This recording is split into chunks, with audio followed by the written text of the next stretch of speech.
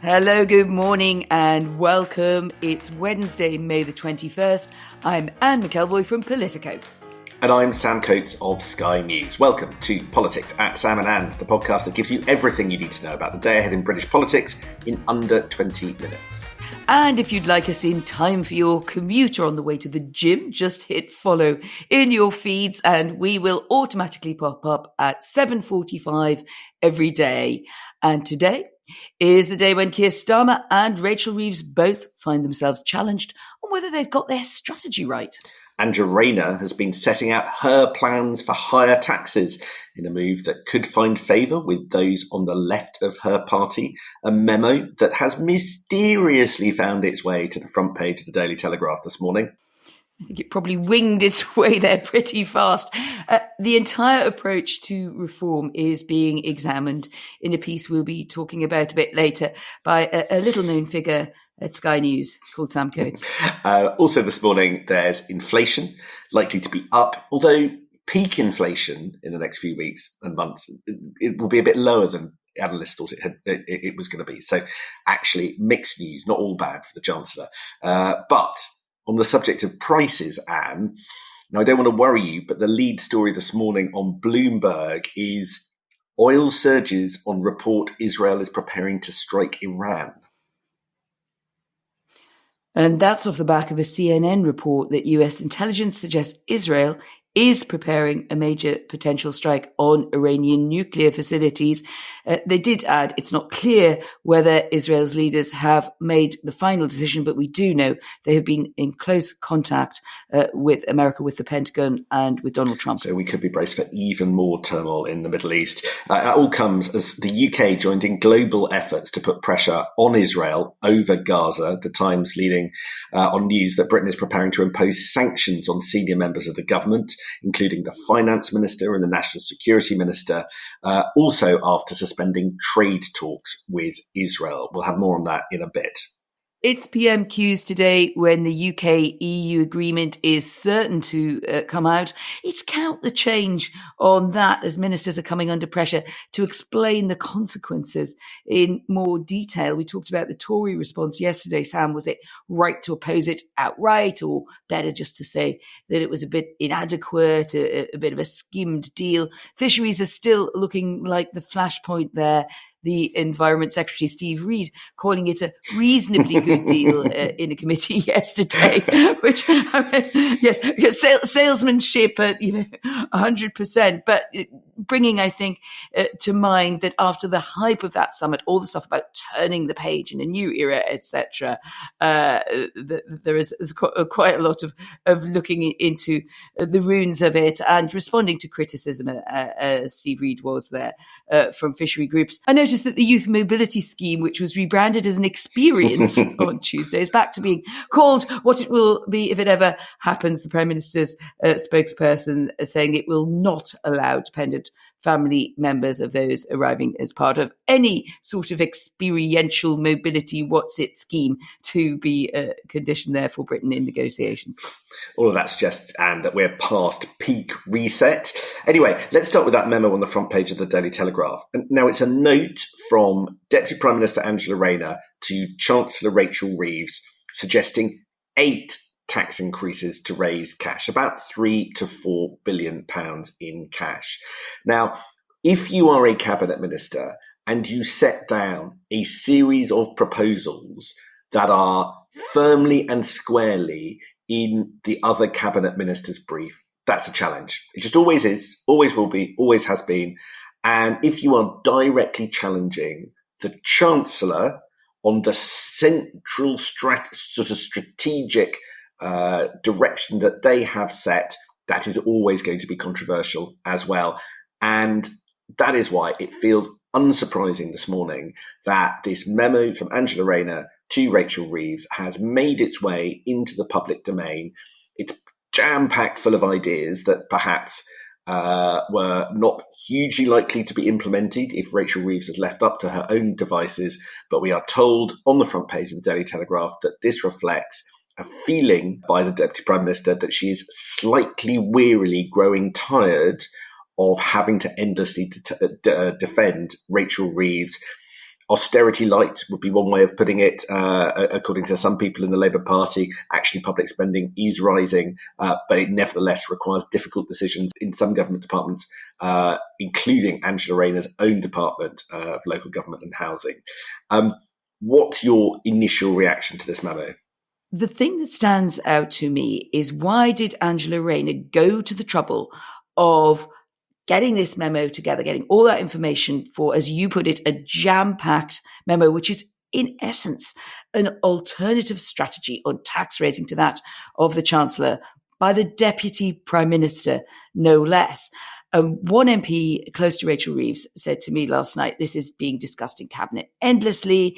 It's known that there have been some tensions, and probably these will mount now between Rachel Reeves and Angela Rayner about the right approach to tax. But actually putting it in a memo, which was bound to leak, feels like nailing a different position on that will appeal to MPs, certainly on the left, even on the soft left of the party, and those like Angela Rayner who just find it quite hard to defend the Reeves position. So it has put public pressure on the Chancellor. It also looks like a blueprint for the autumn budget, way ahead of anything that Rachel Reeves has put out there. And it raises the question of raising tax because of challenging economic forecasts and conditions. So I suppose if that happens, Angela Rayner will be able to say, well, it was partly because of the pressure that I put on the Chancellor. But it doesn't feel like Happy Family, does it? It doesn't. Look, this memo has come out, what are we, about 3 weeks, 3.5 weeks before the spending review gets announced. Now, that's when the budgets for 2026, 2027 and 2028 are allocated by the Chancellor, and effectively other cabinet ministers get to find out how much money they're going to get for the rest of the Parliament, basically, to deliver manifesto goals ahead of the next election.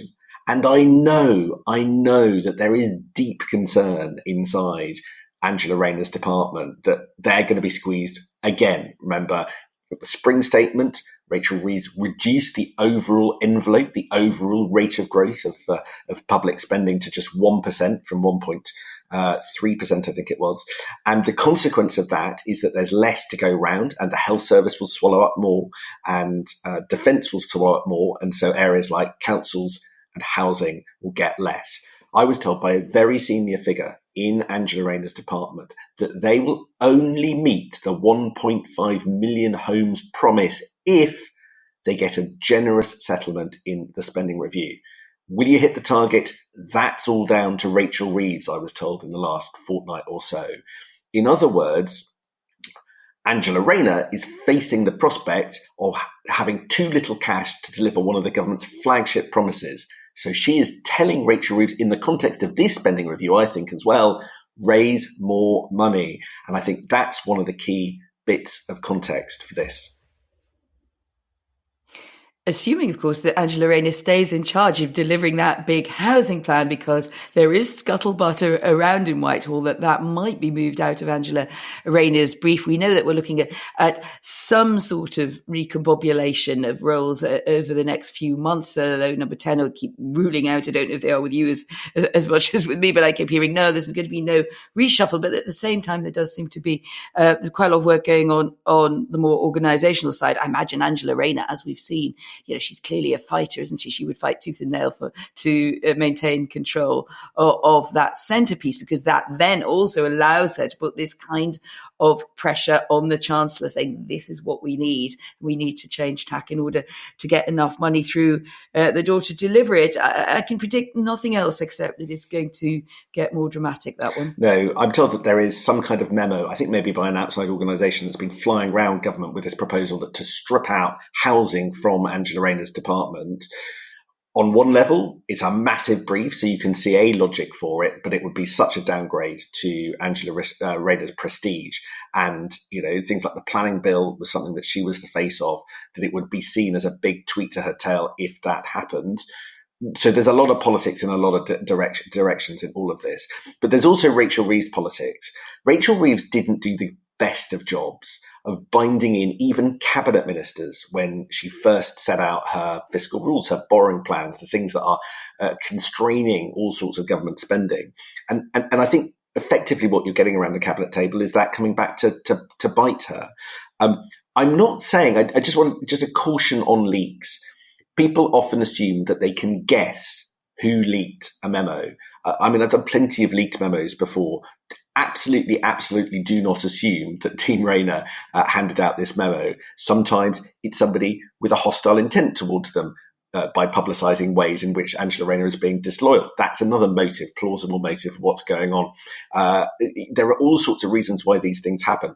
Of course, there's been a challenge, but don't assume the motive for this leak. What I think it really tells us is that we do have unhappy families in cabinet, and that some members of the cabinet are now actively starting the conversation about tax in a way that, remember after the budget last year, Rachel Reeves came out and said that was a once-in-a-generation tax-raising budget, seeming to imply that we wouldn't get more big hikes in tax. Now, as the financial fiscal position gets worse, public spending squeezes and pressures get bigger, it looks like she is gradually having to retreat from that position, which is yet another embarrassment.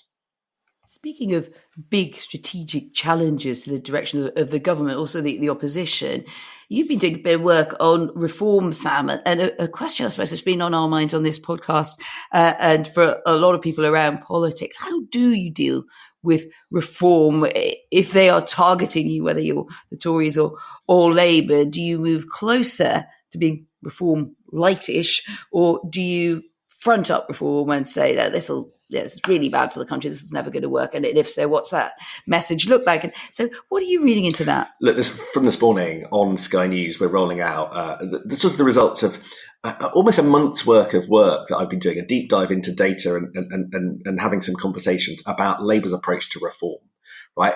And there are two big things, right? It is clear, it was clear from space in the local elections that reform are a threat to Labour.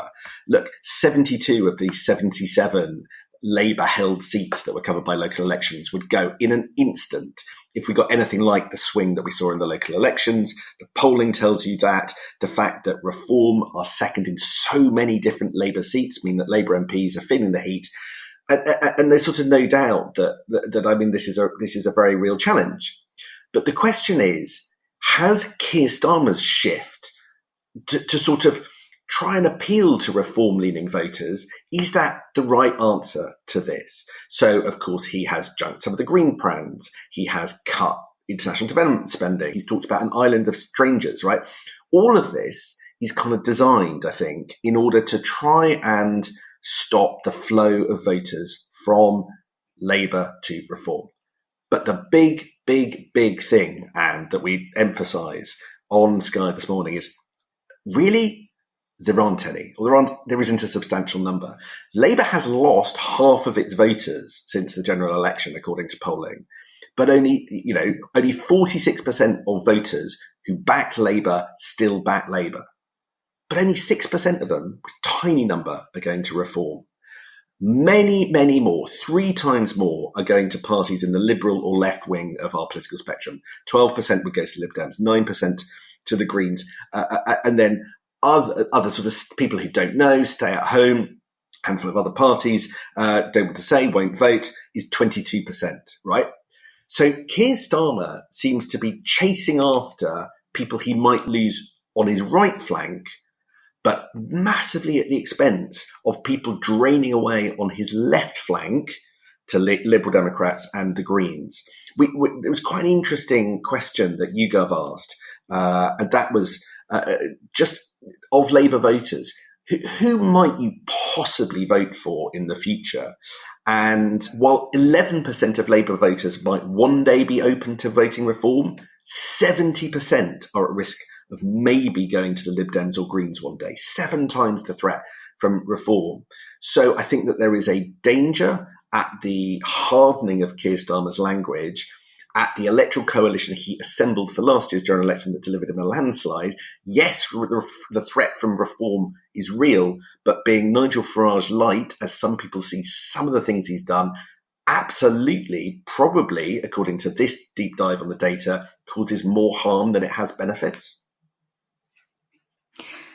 That also explains why Nick Clegg was out and about this week talking about the possibility of the Lib Dems coming back into being a coalition partner for Labour in the future, or making such strides that were possible, Sam. So that fits a bit with your analysis.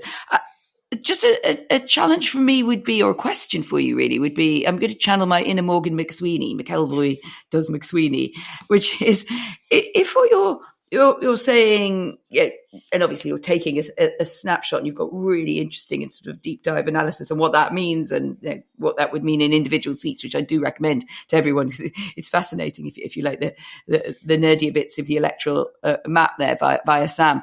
But then the whole McSweeney strategy would be completely wrong, right? And that feels unlikely to me. I mean, they may have got a bit overexcited now and started talking about islands of strangers and things that where I think they got a lot of internal pushback in Labour. Whether we'll hear that again, I don't know. But either you believe that reform is surging as such a force in British politics that it is likely to cause Labour real pain at the next election and sweep away some of its most prominent figures. Or you think, well, actually much more likely is that something that is a mixture of Lib Dems and Greens and unhappy people is going to be the story at the next election. And we simply don't know. It's a long way away. But are you saying that the whole McSweeney focus on reform is wrong?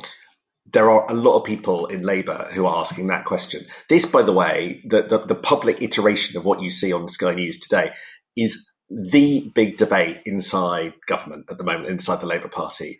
And so I might be saying it publicly, but believe me, this is absolutely the debate they're having inside. And yes, there are people who are saying that McSweeney is wrong. I asked somebody, how could you end up with this conclusion if you're losing voters to the left so easily?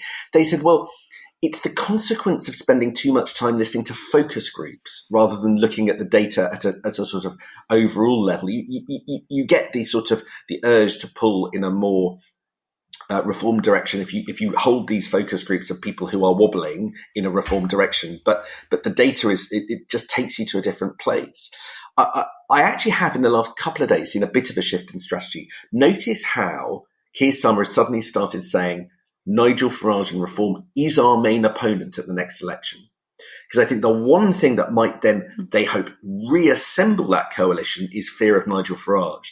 They hope, I suspect, that leaning Green and leaning Lib Dem might respond to an argument that a vote for Lib Dem or Green or stay at home might make Nigel Farage Prime Minister. That could be something that brings that coalition back together. But the sheer amount of votes that Labour has lost, over half of the vote is a big, big problem. Can you really reassemble all of that? That's probably enough of my story. Do you want to just do a little bit and tell us the significance of where we are on Israel-Gaza in the kind of minute that we always beg over our 20 minutes for this podcast? Obviously, a major shift there in the government's stance on Gaza, and leading, I think, into what is going to be a much bigger conversation and an argument about where it goes from here. Just to recap, we've seen both the UK government represented on this strongly by David Lammy, whose language in terms of criticism on Gaza has been spiraling upwards, but even from Keir Starmer, in common with Emmanuel Macron and with Mark Carney, new leader in Canada, they're so strongly critical of Israel's actions in Gaza, and on the UK side, announcing a move of suspending trade talks with Israel and sanctioning extremists who are named this morning. At least one is named in a document put out by the government, and the others are pretty clear that it is connected to settlers. I noticed that there's still no talk of a full suspension of arms sales, but it does leave open that question. Will there be sanctions against ministers in the government? And if so, to what extent? Jeremy Corbyn will try and cause some trouble on this issue in the Commons this morning. That's all we've got time for. Inflation has come in at 3.5%. That is quite a surge. And no doubt that will drive the conversation as well over the next 24 hours. However, we will be back tomorrow morning, Thursday morning, for Politics at Sam and Anne's last one of the week, last one before Parliament takes a week off. So we do too. I'll see you in the morning, Anne. Well, don't miss us then. The first 100 days might be over, but President Trump is showing no signs of slowing down. America will soon be greater than ever before. So we're continuing to follow every twist and turn of this remarkable presidency. And trying to make sense of what it all means for the US and for the rest of the world. So join me, James Matthews. Me, Malika Kellner. And me, Mark Stone. For Sky News Trump 100, wherever you get your podcasts.